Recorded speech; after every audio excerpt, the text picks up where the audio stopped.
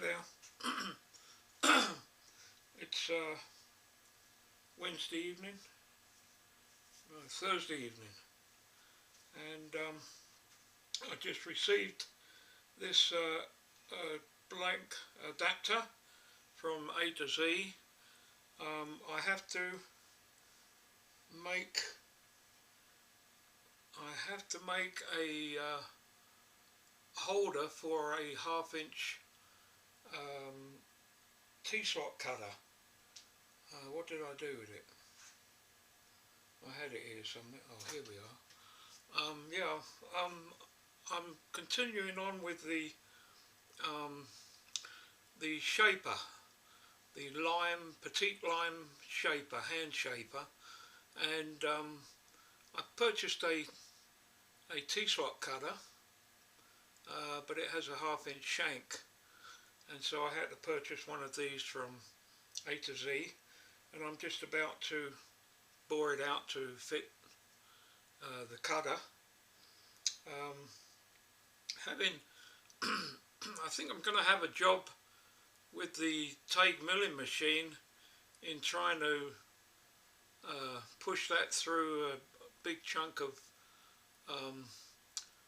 steel, hot rolled steel that I purchased for the base of the shaper, and I had my doubts that it's going to even look at it, so I'm going to be modifying the pulley system on the Tailstock mill for a start, and I've already taken cuts on the block, as you will probably see in my previous video, and that's a 1/4" slot by 5.540 deep, and I had a bit of a mishap with that. The vertical column on the Z-axis moved over. It wasn't tight enough, so since then I've tightened it up and assembled a dial indicator on the column itself to give me an indication of what's taking place on the column as I'm cutting. I kind of been communicating with a friend of mine who's also going to build one of these hand shapers, so we're communicating between the two of us, and he's done some tests and he's had problems, so I'm kind of predicting that I'm going to have the same problems as he. So in the meantime, I'm going to have to change the operations that I thought I was going to take, and so I'm going to have to put some kind of a support, particularly on one side of the column, to give it some support while I'm machining. Don't know if it's going to work. It's just going to be a 1" angle iron system, triangular, 90-degree triangular system, with a bolt of some kind at the top that I can adjust and push up against the column itself. So there's a lot of modification and things that I'm going to have to do because of the size of the machines. If it was a bigger, heftier machine, it would probably do the job normally, but because of the size of this project, the main base of the shaper is 12 inches long by 8 inches wide by 2 inches thick, so that kind of doesn't help matters on such a tiny machine. So I'm going to carry on now and drill this out and bore it and probably ream it if I can, and hope that everything's running true. So that's what I'm going to do at the moment. One of the things with these small lathes is the size of drill bits. It's with this system here, it doesn't, even with the ordinary tailstock, it doesn't give you a lot of scope for long drill bits. So what I did was I bought some short stubby drill bits here. I bought 2 sets, and as you can see there, they are all short. These ones go in an ordinary hand drill. If you can see that there, they all had that kind of attachment. This one here, it just had the drill bit, the black part, and a thread on the back end. And I believe that they use these, they're very good drills. I think they were Dormer actually, and I think they use a lot of these in the aircraft industry, stuff like that. Anyway, they all had the same, I think it's quarter thread, something like that. So I made up some brass stubs, little short lengths, and threaded the ends, and just screwed them on, and they work very well. So they go up to 3/8 diameter. That's a 5/16. So you got them right down to small, but the beauty is that they're very short, so it doesn't cause any complications on these small lathes. So anyway, I'm going to use my my adapted tailstock, and I've already centered, and as you can see, I think these go in here. This is a 3/8, I think, or yeah, 3/8. Anyway, it's a nice new drill chuck, and we'll see what we can do. I think this is a soft mild steel, like a free cutting mild steel. I'm pretty sure of that. Seems to be running true. Seems to be running quite nice. So what I've done is I've of course the lathe only has a 3/4 16 thread. The milling machine, the spindle has the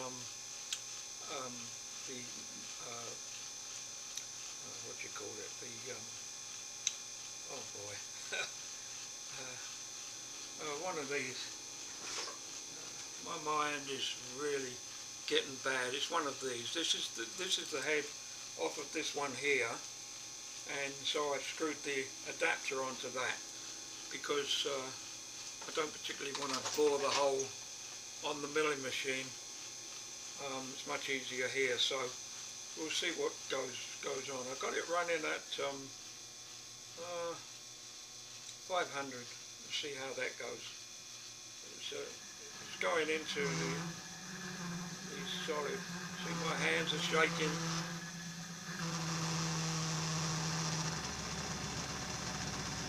I'm just going to bore it out as big as I can, and then drill it out, I mean, and then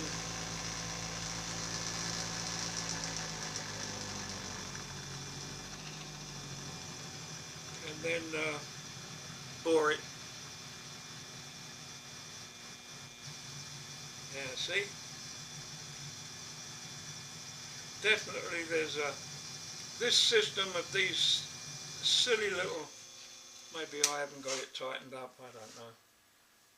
That's pretty tight. These silly little belts,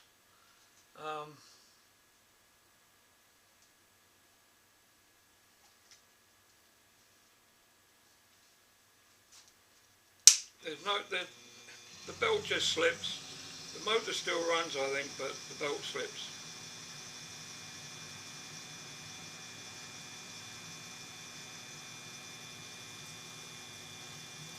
Maybe I'll give it a bit of juice.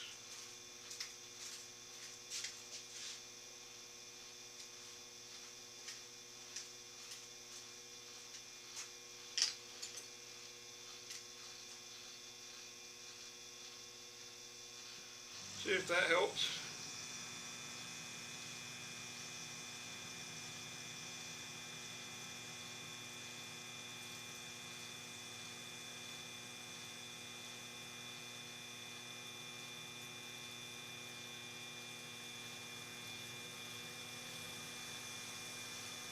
It's 518.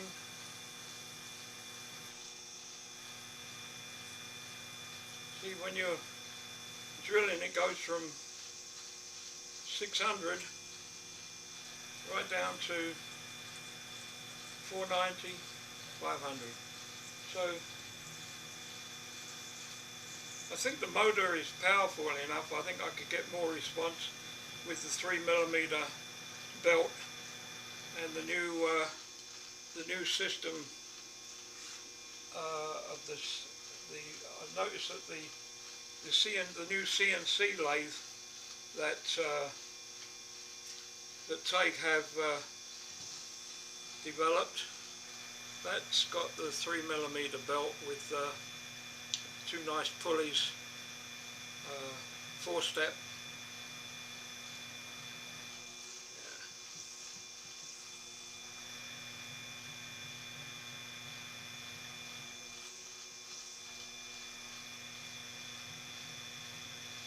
Now I haven't got the support block behind this, so I'm sure that this is flexing a bit. Oh boy.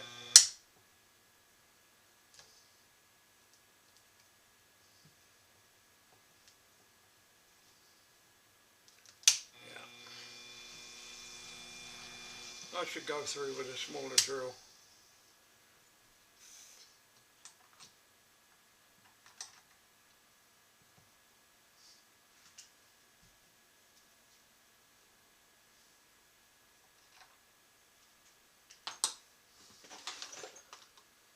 Oh, everything takes time.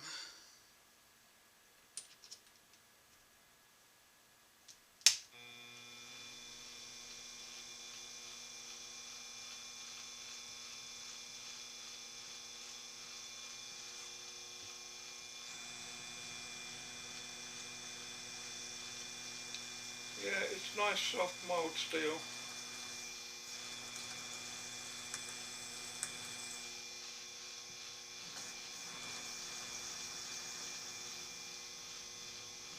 Okay, so that's reached the end.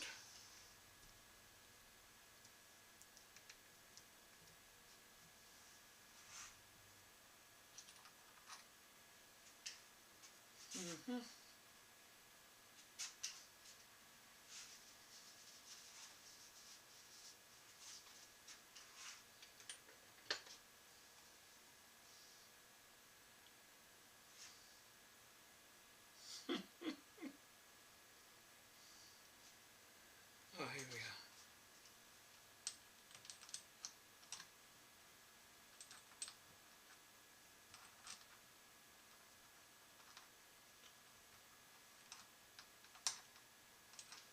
Yeah.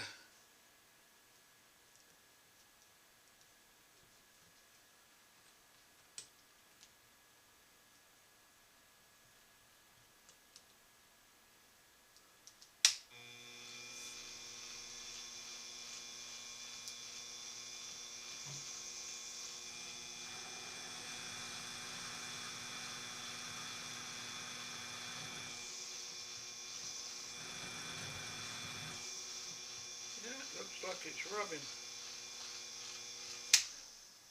This is the first time I've used these drill bits.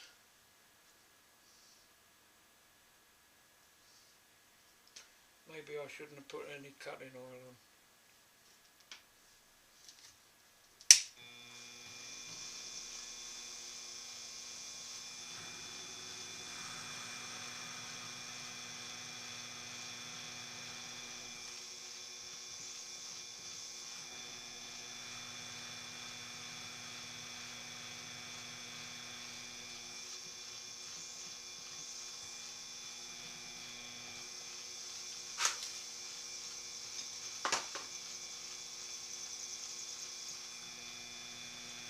Everything is so different on these small lathes compared to working on a bigger lathe.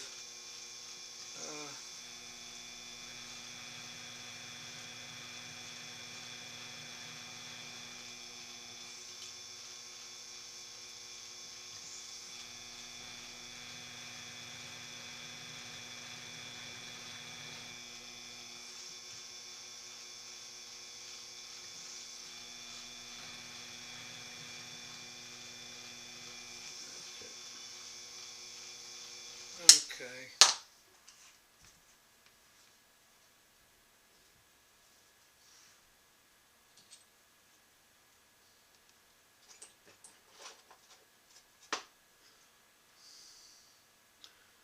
Alright, so I think I'll board it out now.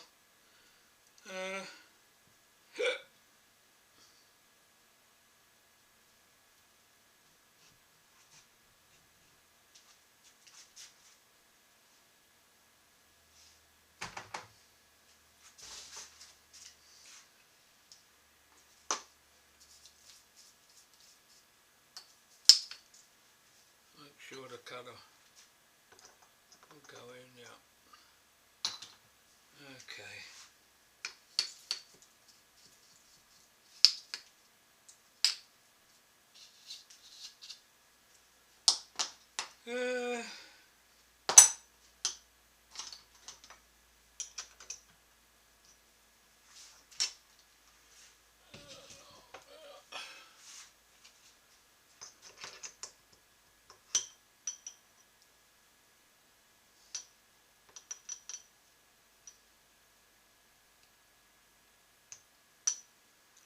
Just gonna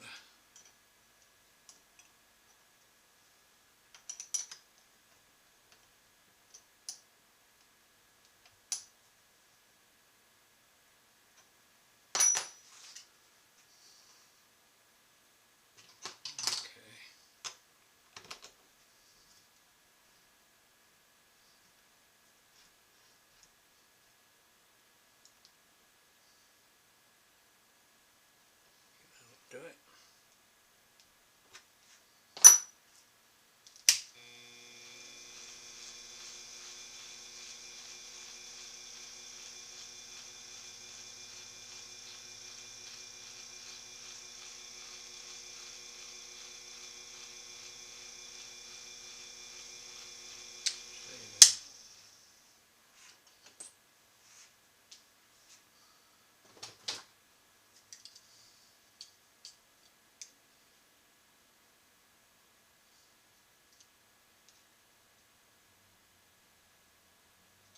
That's 750, I think.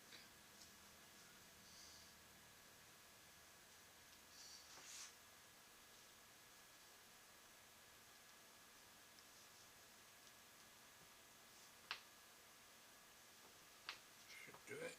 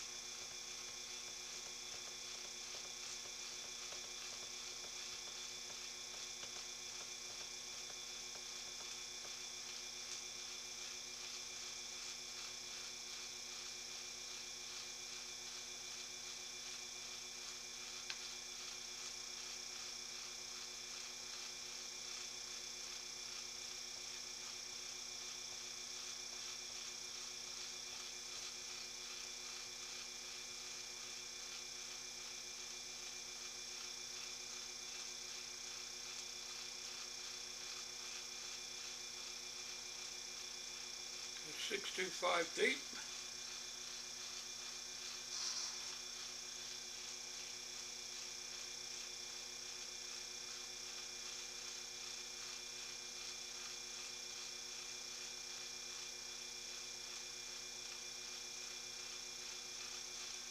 Okay.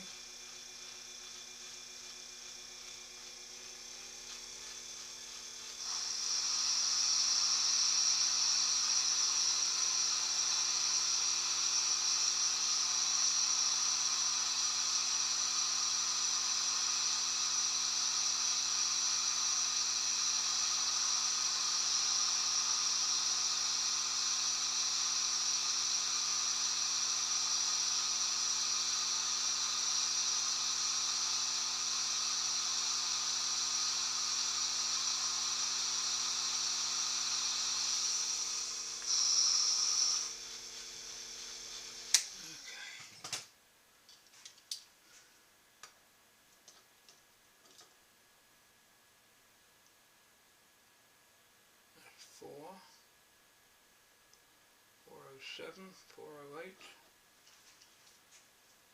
Half inch, 408, that's about 80 thou. 10, 20, 30, try 40.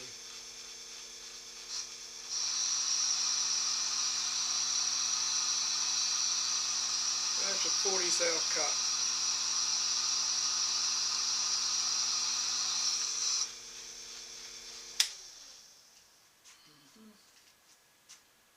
Let's see now.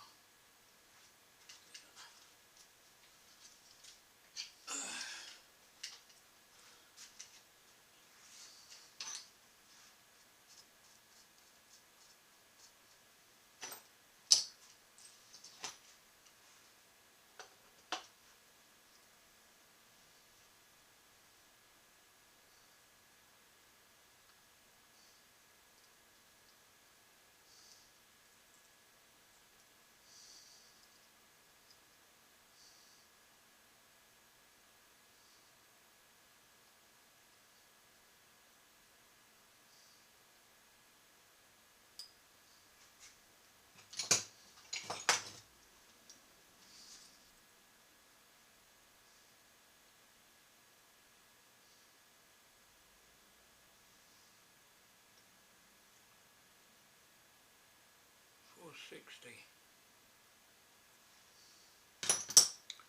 460.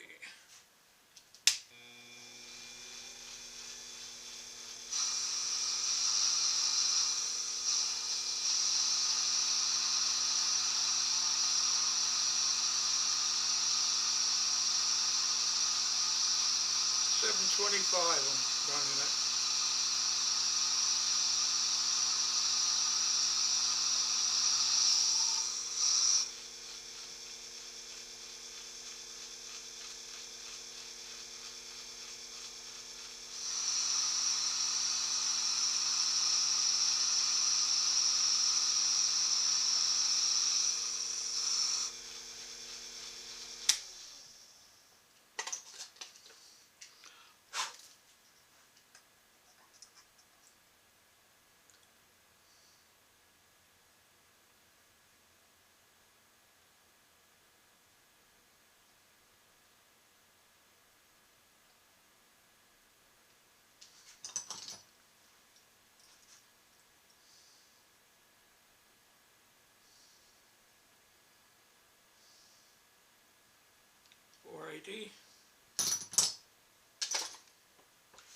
Take another 10. Oh, maybe I'll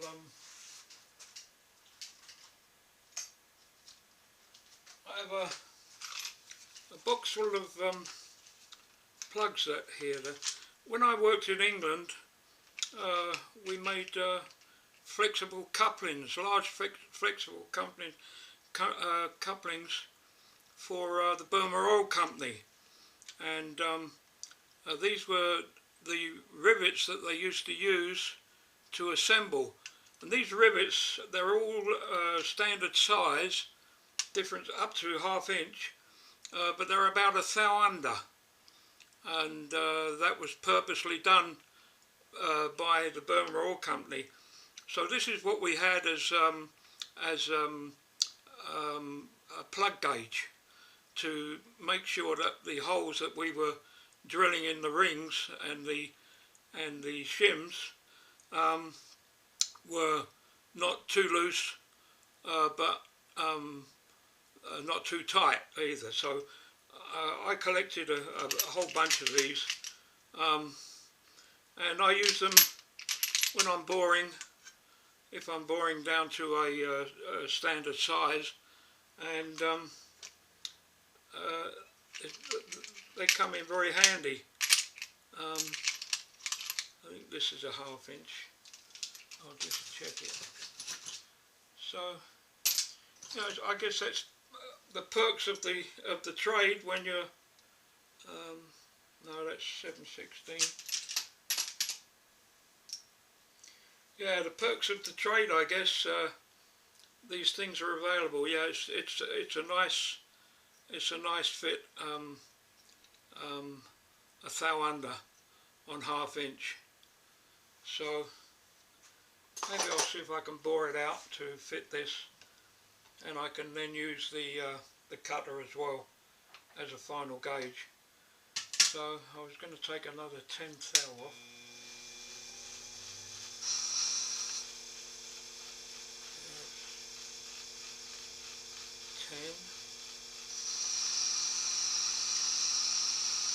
I could put the speed up, but I'm getting a nice finish. It's cutting nice. So these are one of those old crappy Indian carbide boring tools, and I use it. They're not bad, you know, they're okay.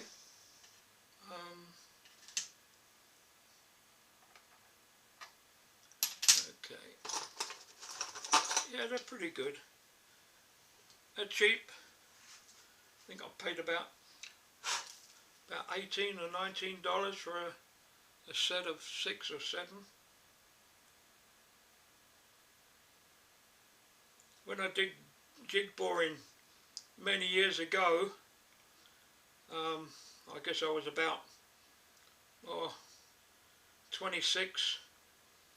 I did a couple of years at jig boring dies, punch dies and stuff, and this is what we used then. We didn't have telescopic gauges and stuff.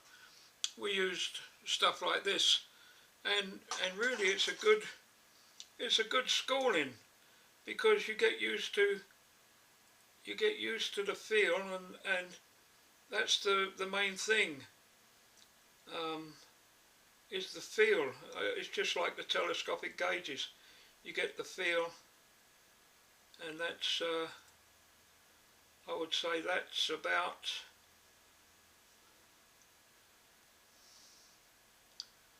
$4.90. Yeah, $4.90. So there's about 9 thou to come off. So we'll take a, see if it, yeah, it's taken a little bit off. Always get some kind of spring. Sometimes it cuts on the out when you're taking it out. So we'll give it, look at my hand shaking. That's 2, 4, 6.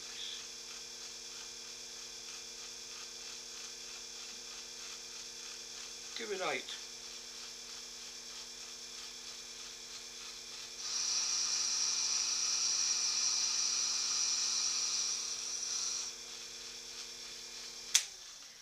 And we'll check it.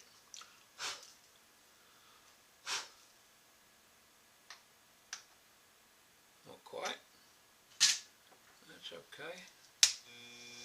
We'll go through at that.